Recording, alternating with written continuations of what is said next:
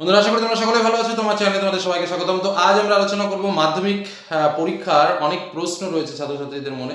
সেই কিছু কিছু প্রশ্নের মূল যে বিষয় সেটা হচ্ছে যে প্রজেক্টের আমাদের স্যার নম্বর কত দিতে পারে, বা প্রজেক্টে কি ফেল হয়। প্রথম কথা হচ্ছে প্রজেক্টে ফেল হয় না। এবার নম্বর কত দিতে পারে, কারণ যারা একটু দুর্বল প্রকৃতির ছাত্রছাত্রীরা রয়েছে তাদের এই প্রজেক্টের নম্বরটা কিন্তু একটা ভাইটাল জায়গা। কারণ প্রজেক্টে তুমি কত নম্বর পাচ্ছ তার সঙ্গে যুক্ত হচ্ছে তুমি থিওরিতে কত মার্কস পাচ্ছ। সেইটা যুক্ত হয়ে যদি তুমি দুটো মিলে 20 মার্কস মোটামুটি পাও, কথাটা খুব ভালোভাবে বুঝবে। প্রজেক্টের মার্ক এবং তুমি রিটেনে 90-এর মধ্যে কত পেয়েছো, এই দুটো মার্কস মিলে যদি তুমি মোটামুটি 20 মার্কস পাও, তাহলে মোটামুটিভাবে পাস ধরে নেওয়া যেতে পারে। কারণ পাস মার্কের কাছাকাছি কিন্তু গ্রেস মার্ক তোমরা পেতে চলেছো, আমাদের সেরকমই তথ্য রয়েছে। তো যাই হোক, এবার আসা যাক যে আমাকে 10-এর মধ্যে কত দেবে। দেখো, এই যে বিষয়টা 10-এর মধ্যে তোমাকে কত দেবে সেটা ডিপেন্ড করে হচ্ছে তোমার সঙ্গে টিচারের রিলেশনশিপের উপরে। তুমি সারাটা বছর তার সঙ্গে কেমন কোঅপারেশন করেছো, কেমন তোমরা ফিডব্যাক দিয়েছো ক্লাসরুমে, তুমি প্রজেক্টের যে কাজটা করেছো সেই প্রজেক্টের কাজটা তুমি কেমন করেছো, তুমি এর আগে ক্লাসগুলোতে বা যে ফার্স্ট ইউনিট পরীক্ষা হয়েছিল, সেকেন্ড ইউনিট পরীক্ষা হয়েছিল বা টেস্ট পরীক্ষা হয়েছিল, তাতে তোমার কেমন স্কোর ছিল, অর্থাৎ অ্যাজ এ স্টুডেন্ট তুমি কেমন। তারপরে তোমার ক্লাসের, ধরো ক্লাস নিতে গেলে তো বিভিন্ন বিষয় নিয়ে আলোচনা হয়। অনেক ছাত্রছাত্রী একটু কম বোঝে, অনেক ছাত্রছাত্রী অনেক বেশি বোঝে, আবার অনেকে চুপচাপ করে স্যারের কথা শোনে বা বোঝার চেষ্টা করে। অনেক ভ্যারিয়াস টাইপসের স্টুডেন্টরা রয়েছে। কিন্তু সবসময় একটা কথা মনে রাখতে হবে, এখানে যে বিষয়টি সব থেকে বেশি কাম্য সেটা হচ্ছে টিচারের সঙ্গে স্টুডেন্টের রিলেশনশিপটা কেমন টাইপের, অর্থাৎ সম্পর্কটা কেমন। টিচার স্টুডেন্টকে চেনে কি চেনে না, ঠিকভাবে বোঝে কি বোঝে না, এই বিষয়গুলোই কিন্তু মূল বিষয়। এই বিষয়গুলো যদি ঠিকঠাক থাকে তাহলে কিন্তু প্রজেক্টের নম্বরে ম্যাক্সিমাম ক্ষেত্রে দেখা যায় যে 10-এর মধ্যে 10 কিন্তু স্যারেরা দিয়ে দেয়। এবার কথা হচ্ছে স্যার সব থেকে কম কত নম্বর দিতে পারে। এই কথা যদি আমাকে উত্তর বলতে হয় তাহলে কিন্তু সব থেকে কম প্রজেক্টে 7 মার্ক পর্যন্ত মোটামুটি দেওয়া হয়। তার থেকে কম 5-6 খুব সচরাচর দেখা যায় না। ম্যাক্সিমাম স্টুডেন্টরা 10 পায়। তারপরের লেভেল বা একটু দুর্বল কোয়ালিটি যারা আছে তারা মোটামুটি 8 এবং 9 এর মধ্যেই ম্যাক্সিমাম ঘোরাফেরা করে।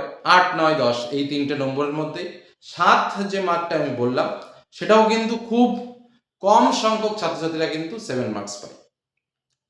এবার অনেকে আবার প্রশ্ন করে যে স্যার আমি প্রজেক্টের খাতায় জমা দিই, আমার কি হবে। দেখো, এই বিষয়টা সম্পূর্ণরূপে ডিপেন্ড করছে তোমার টিচারের উপরে। সে তোমাকে যদি অ্যাবসেন্ট করে দেয় তাহলে তোমার কপালে দুঃখ আছে। আর যদি সে তোমাকে কোনোভাবে না ম্যানেজ হয়েছে, কি কোনো রকম তুমি অ্যাপ্লিকেশন পরবর্তীতে জমা দিয়েছো, যে কোনো কারণে প্রজেক্ট জমা দেওয়া হয়নি, বা বিভিন্ন বিষয় থাকে। অর্থাৎ মূল যে বিষয়টা তার যে ট্যাবুলেশন শিট রয়েছে, যে মার্কস ট্যাবুলেশন শিট রয়েছে, সেই শিটে তোমার মার্কসটা কত লিখে পাঠানো হয়েছে পর্ষদের কাছে, এটাই হলো মূল বিষয়। সেখানে যদি তোমার মার্কস 10-এ 10 লিখে পাঠানো হয় তো তুমি 10-এ 10, সেখানে যদি তোমাকে 9 লিখে পাঠানো হয় তাহলে তুমি 9-এ 9, 10-এ 9। অর্থাৎ সেটা সম্পূর্ণরূপে জানবে কিন্তু তোমার স্কুলের টিচাররা। বোঝা গেল? 2 নম্বর আরও একটা বিখ্যাত প্রশ্ন, যে স্যার আমাকে যদি নম্বর 1-2 এর জন্য কম দেয় তাহলে কি আমার প্রজেক্ট মার্ক 1-2 বাড়িয়ে দিতে পারে? একদম পরিষ্কার কথা শুনে রাখো, প্রজেক্ট মার্ক এক্ষেত্রে কোনো গ্রেস মার্ক হয় না। অর্থাৎ প্রজেক্টে 10-এর মধ্যে স্কুল থেকে যে মার্কসটা পাঠানো হবে সেই মার্কসটাই হলো ফুলফিল মার্কস। এর সঙ্গে অন্য কোনো গ্রেস মার্ক বা এক্সট্রা মার্কের কোনো সরাসরি সংযোগ নেই। গ্রেস মার্ক শুধুমাত্র দেওয়া হয় কোথায় না, আমি যেটা বললাম, ওই প্রজেক্ট মার্ক এবং থিওরি মার্ক যোগ করে যদি দেখা যায় যে না 20 বা 21 হয়ে যাচ্ছে, তোমাদের 25 পেলে পাস, সেহেতু দেখা যাচ্ছে যদি 3-4 মার্ক বা 5 মার্ক কম হয়ে যাচ্ছে সেখানে সেটাকে হয়তো ফুল মার্কস করে দেওয়া হলো, 25 করে দেওয়া হলো। এর থেকে বেশি আর কিছু নয়। কি বললাম বোঝা গেল? অর্থাৎ গ্রেস মার্ক দিলে কিন্তু তোমার ওই প্রজেক্টের সঙ্গে গ্রেস মার্ক হবে না। গ্রেস মার্ক দিলে তোমার সেটা থিওরি পেপার যেটা রয়েছে সেই থিওরি পেপারে যে 90-এর মধ্যে নম্বর পেয়েছো সে জায়গায় সেটিং করে তোমাকে 25 করে দেওয়া হবে। এই হলো মূল বিষয় রয়েছে। বোঝা গেল কি বললাম? অর্থাৎ প্রজেক্টে কত মার্ক দিয়েছে বা কত মার্ক আমি পেতে পারি সেটা তুমি যেমন প্রজেক্ট জমা করেছো সেটা তুমি জানবে, আর টিচার যিনি নম্বর দিয়েছেন তিনি ভালো করে জানবে, আর রেজাল্ট বেরোনোর পর তুমি সেটা দেখতে পাবে মার্কশিটে। কি বললাম বোঝা গেল? আর তোমার সঙ্গে টিচারের সম্পর্ক কেমন ছিল, তোমার সঙ্গে মানে অনেক খারাপ স্টুডেন্টও আছে যারা পড়াশোনায় হয়তো ভালো না, কিন্তু শিক্ষকরা স্বাভাবিকভাবে সমস্ত ছাত্রছাত্রীদের যেমন খুব ভালোবাসে তেমন তাদের সঙ্গে একটা আন্তরিক সম্পর্ক রয়েছে।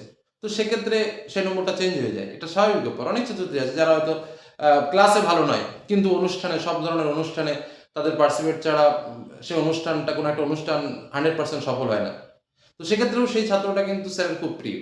তো সেই জায়গাটাও কিন্তু তার একটা এফেক্ট পড়ে। অর্থাৎ এই নম্বরটা যে শুধুমাত্র খাতা কলম বা একটা প্রজেক্ট শিটের উপরে নম্বরটা দেওয়া হয় সেটা কিন্তু নয়। এটার উপর অনেক অংশে এটার একটা এফেক্ট আছে, এবং সেটা শুধুমাত্র পড়াশোনা কেন্দ্রিক নয়, সমস্ত কিছু কেন্দ্রিক। তার সঙ্গে যেমন প্রজেক্টের পেপার রয়েছে, প্রজেক্ট ওয়ার্কটা রয়েছে, টিচার্স কোলাবোরেশনের যে ব্যাপারটা বললাম আমি সেটাও রয়েছে, নিজের পড়াশোনার যে ভাবভঙ্গি বা সারা বছর কেমন কি পড়াশোনা করেছি বা সারা বছর কেমন কি রেজাল্ট করেছি তার উপরেও এফেক্ট রয়েছে।